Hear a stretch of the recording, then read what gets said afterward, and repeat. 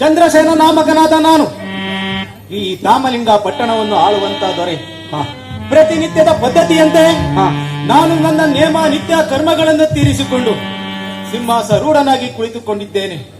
ಇಲ್ಲಿಯವರೆಗೆ ನಾನು ನನ್ನ ರಾಜ್ಯವನ್ನು ಒಳ್ಳೆಯ ರೀತಿಯಲ್ಲಿ ದಕ್ಷತೆಯಿಂದ ಬಹಳ ವೈಭವವಾಗಿ ರಾಜ್ಯಭಾರವನ್ನು ಮಾಡಿಕೊಂಡು ಬಂದಿದ್ದೇನೆ. ಸತ್ಯದಲ್ಲಿ ಸತ್ಯ ಹರಿಶ್ಚಂದ್ರನಂತೆ, ಧರ್ಮದಲ್ಲಿ ಧರ್ಮರಾಜನಂತೆಯೂ ಕೂಡ, ರಾಜಾಡಳಿತದಲ್ಲಿ ಅಶೋಕ ಚಕ್ರವರ್ತಿಯಂತೆ, ದಾನದಲ್ಲಿ ಕರ್ಣನಂತೆ, ಶೌರ್ಯದಲ್ಲಿ ಇಂದ್ರನಂತೆಯೂ ಸಹ ರಾಜ್ಯಭಾರವನ್ನು ಮಾಡಿಕೊಂಡು ಬಂದಿದ್ದೇನೆ. ನಾನು ನನ್ನ ರಾಜ್ಯದಲ್ಲಿ ಪ್ರಜೆಗಳೆಲ್ಲರ ಯೋಗಕ್ಷೇಮವನ್ನು ನೋಡಿಕೊಳ್ಳಲು ಒಂದು ಮಹಾಮಂತ್ರಿ ಮಂಡಲವನ್ನು ರಚಿಸಿಕೊಂಡು ಒಬ್ಬ ಮಹಾಮಂತ್ರಿಯನ್ನು ಕೂಡ ನನ್ನ ಆಸ್ಥಾನದಲ್ಲಿ ಇರಿಸಿಕೊಂಡಿದ್ದೇನೆ. ಅದು ಅಲ್ಲದೆ 2 ಜನ ಗುಪ್ತಚಾರಕರನ್ನು ಕೂಡ ಇರಿಸಿಕೊಂಡಿದ್ದೇನೆ. ಅವರು ನನ್ನ ರಾಜ್ಯದಲ್ಲಿ ಪ್ರಜೆಗಳೆಲ್ಲರ ಯೋಗಕ್ಷೇಮವನ್ನು ಸರಿಯಾಗಿ ನೋಡಿಕೊಂಡಿದ್ದಾರೋ ಎಲ್ಲವೂ ತಿಳಿಯಬೇಕಾಗಿದೆ. ಆದ ಕಾರಣ ನನ್ನ ಮಹಾಮಂತ್ರಿಯನ್ನು ಈ ಕೂಡಲೇ ಬರಮಾಡಿಕೊಳ್ಳುತ್ತೇನೆ. ಎಲ್ಲ ಯಾರಲ್ಲಿ ನನ್ನ ಮಹಾಮಂತ್ರಿಯನ್ನು ಈ ಕೂಡಲೇ ಬರಮಾಡಿ. ಮಹಾರಾಜರಿಗೆ ಶುಭವಾಗಲಿ ಮಂತ್ರಿ. ಬೇರೆ ಕೇಳುವಂತ ಅಯ್ಯ ಮಂತ್ರಿ, ಇನ್ನೊಂದು ಇಷ್ಟೊಂದು ಆತುರದ ಕಾರಣ ಏನು ಎಂಬುದನ್ನು ಹೇಳ್ತೇನೆ, ಕೇಳುವಂತ ಮಹಾರಾಜರೇ.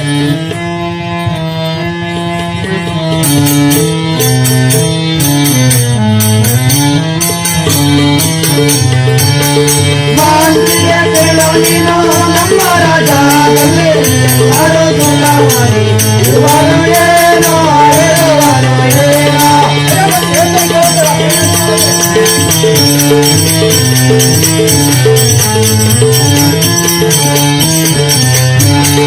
ಮಳೆ ಬಂದು ಬೆಳೆ ಬೆಳೆದು ನಮ್ಮ ರಾಜ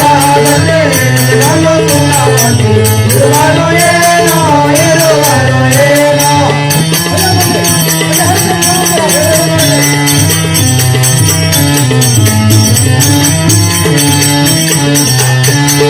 ಹೊರದೇಶದ ರಾಜರು ಕಣ್ಣ ಕಾಣಿಕೆ ಅನ್ನ ಬಾಜಿಂದಲೇ ತನ್ನ ಕೊಡುವರು ಏನೋ ಕೊಡುವರು ಏನೋ.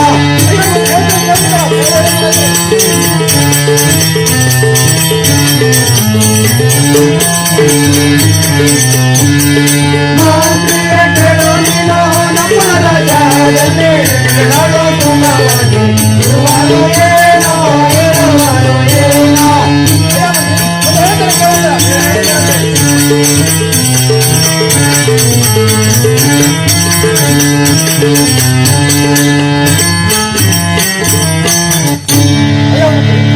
ನಿನ್ನನ್ನು ಇಷ್ಟೊಂದು ಆತುರದಿಂದ ಕರೆಸಿಕೊಳ್ಳುವ ಕಾರಣವೆಂದರೆ ನಮ್ಮ ರಾಜ್ಯದಲ್ಲಿ ಕಾಲ ಕಾಲಕ್ಕೆ ಸರಿಯಾಗಿ ಮಳೆ ಬಂದು ಬೆಳೆಗಳೆಲ್ಲವೂ ಸಮೃದ್ಧಿಯಿಂದ ಬೆಳೆದು ಪ್ರಜೆಗಳೆಲ್ಲರೂ ಸುಖ ಸಂತೋಷ ನೆಮ್ಮದಿಯಿಂದ ಇದ್ದಾರೇನು ಮಂತ್ರಿ. ಅದು ಅಲ್ಲದೆ ಹೊರ ದೇಶದ ರಾಜರು ಕಾಲ ಕಾಲಕ್ಕೆ ಸರಿಯಾಗಿ ಕಪ್ಪ ಕಾಣಿಕೆಯನ್ನು ತಂದು ಒಪ್ಪಿಸುತ್ತಿದ್ದಾರೇನು ಮಂತ್ರಿ. ಅಯ್ಯ ಮಹಾರಾಜರೇ, ಹೇಳ್ತಾರೆ ಕೇಳುವಂತರ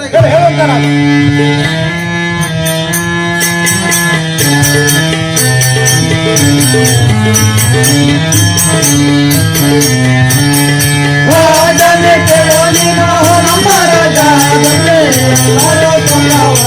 ಇರುವರು ರಾಜ ಇರುವರು ರಾಜ.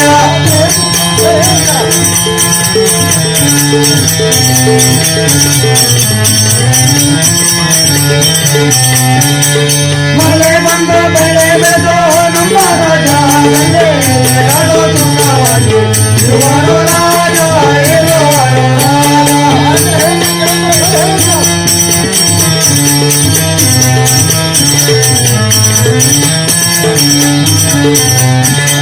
ಹೋರಾಟದ ರಾಜರು ನಮ್ಮ ಕಾಣಿಕೆಯನ್ನ ನೋಡಿಕೊಳ್ಳೆ ಬಂದು ಕೊಡುವರು ರಾಜ ಕೊಡುವರು ರಾಜ.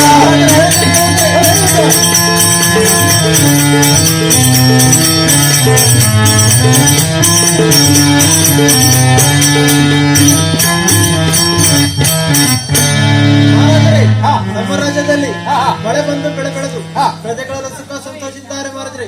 ಅದು ಅಲ್ಲದೆ ಹೊರ ದೇಶದ ರಾಜರು ಕಾಲ ಕಾಲಕ್ಕೆ ಕಪ್ಪ ಕಾಣಿಕೆಯನ್ನು ಒಪ್ಪಿಸುವರ ಮಹಾರಾಜರೇ. ಅಯ್ಯ ಮಂತ್ರಿ, ನಿನ್ನ ಮಾತನ್ನ ಕೇಳಿ ನನ್ನ ಮನಸ್ಸಿಗೆ ಅತೀವ ಆನಂದವಾಯಿತು. ನಾವಿನ್ನು ನಮ್ಮ ಅರಮನೆಗೆ ಹೋಗೋಣ ನಡಿ. ಹಾಗೆ ಆಗಲೇ ಮಹಾರಾಜರೇ, ಈಗಲೇ ಮಾಡೋಣ.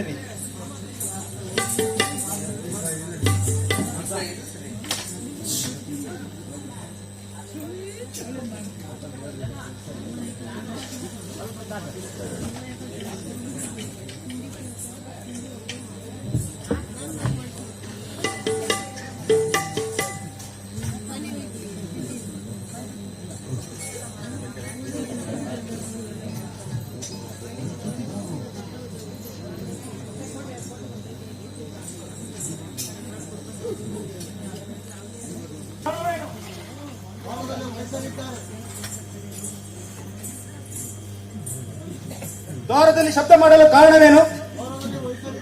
ಒಳ್ಳೆಯದು, ಆತನು ಒಳಗೆ ಬಿಡುವಂತರಾಗಿ. ಮಹಾರಾಜರಿಗೆ ವಂದಿಸುತ್ತೇನೆ. ಶುಭವಾಗಲಿ ವೈಶ್ಯರೇ. ಇಷ್ಟೊಂದು ಆತುರದಿಂದ ಬರಲು ಕಾರಣವೇನು? ಇಷ್ಟೊಂದು ಆತುರದಿಂದ ಬರಲು ಕಾರಣವೇನೆಂದರೆ, ಈತನು ನನ್ನ ಮಗಳ ಮುತ್ತಿನ ಹಾರವನ್ನು ಕದ್ದುಕೊಂಡು ನಾನು ಕದ್ದೇ ಇಲ್ಲ, ನಾನು ಕಳ್ಳನೇ ಅಲ್ಲ ಎಂಬುದಾಗಿ ಹೇಳ್ತಾ ಇದ್ದಾನೆ. ಆದ ಕಾರಣದಿಂದ ಈತನನ್ನು ನಿಮ್ಮ ಬಳಿ ಕರೆದುಕೊಂಡು ಬಂದೆವು. ಅಯ್ಯ ವೈಶ್ಯರೇ, ಈತನನ್ನು ನಾನು ವಿಚಾರ ಮಾಡಿಕೊಳ್ಳುತ್ತೇನೆ. ನೀವಿನ್ನು ಅರಮನೆಗೆ ನಡೆಯಿರಿ. ಹಾಗೆ ಆಗಲಿ. ಎಲ್ಲ ದಾರಿ ಹೋಗಿರಿ, ಮತ್ತೆ ಹೇಳುತ್ತೇನೆ ಕೇಳುವಂತರಾಗು.